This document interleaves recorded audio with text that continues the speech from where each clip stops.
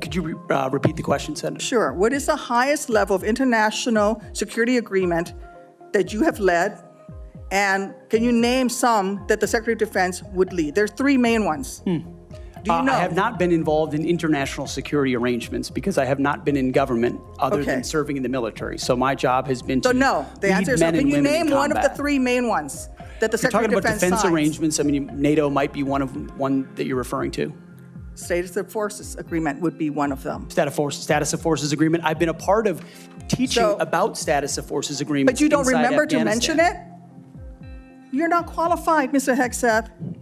You're not qualified. You talk about repairing our defense industrial complex. You're not qualified to that. You could do acquisition and cross-servicing agreements, which essentially are security agreements. You can't even mention that. You've done none of those. You talked about the Indo-Pacific a little bit, and I'm glad that you mentioned it. Can you name the importance of at least one of the nations in the ASEAN, and what type of agreement we have with at least one of those nations? And how many nations are in ASEAN, by the way?